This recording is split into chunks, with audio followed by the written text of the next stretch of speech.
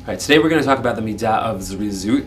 Zerizut is often translated as acting with alacrity. It means kind of getting up and going and moving quickly when it's time to do something that we care about, specifically mitzvot. One of the more important and famous phrases about Zerizut is Rizim makdimim the mitzvot. People who are Zerizim, that's us, right? People who are who act with alacrity, do their mitzvot quickly and early. Avraham Avinu is seen as really the model, the paragon of this midah. The Gemara in Pesachim Daf Daled Amud Aleph quotes the pasuk Vayashkem Avraham Baboker, that Avraham got up early in the morning, as a source for Zerizim Maktimim the mitzvot. Now, there is machloket between some of the later Rishonim, the Radach, Rav David Kohen from Turkey and Greece in the 14th and 5th century, who says that this is actually a mitzvah d'oraita. It's a Torah requirement to move quickly and do mitzvot as early as possible, versus the Meiri from Provence, from southern France, who says that actually Zerizut is not even a requirement at all. It's a nice idea. It's a nice thing to be able to follow in the footsteps of our ancestor Avraham, but it's not really a requirement.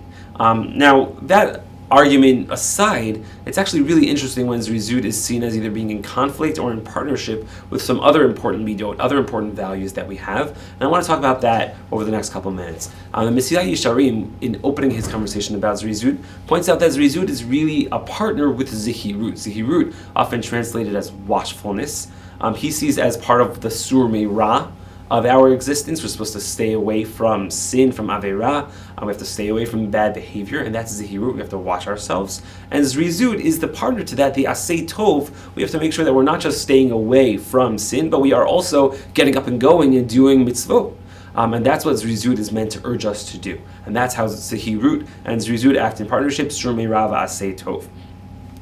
Halachically, it gets very interesting when Zerizut is seen as being in conflict with other values. Sometimes there's an opportunity to do a mitzvah right now, but to do it in a way that's not ideal, or not perfect, or not beautiful.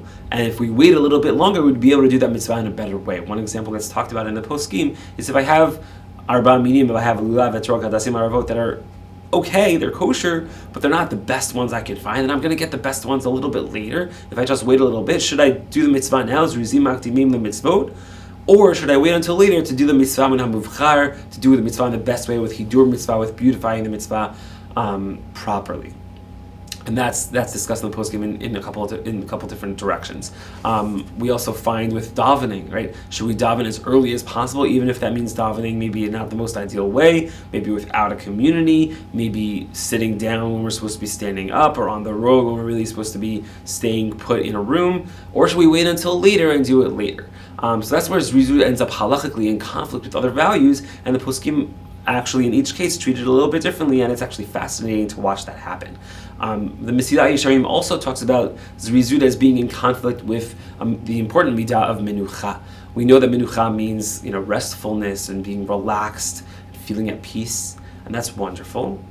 That can sometimes, however, be seen as something which stops us from getting up and going and making sure that we're on time, or even early and excited and really into the idea of doing mitzvot as soon as possible. And the Mesilat Yesharim urges us, based on a pasuk in Iyov, ki adam le'umal yulad, a person's responsibility is to work, is to actually not just sit back and relax, but to actually contribute to the world and do the mitzvot that God commands. And that pasuk is used by the Mesilat Yesharim as an urging of us to not just sit back and focus on our menucha, on our lack of stress and our relaxation, but rather to get up and go and make sure that we're doing mitzvot properly. I want to conclude by suggesting that in a fast-paced world, we may sometimes feel like we need more menucha, or that we don't even need to work on Zerizut because Zerizut is forced upon us. We're forced to move quickly and to rush.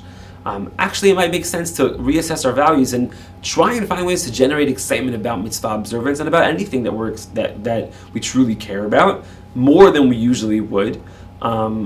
Even if it's sometimes easy to just kind of say, I'd rather just sit back and relax, and that's really important for my well-being. Still, Zerizut urges us to say, find something that you really care about and get up and go and do it quickly.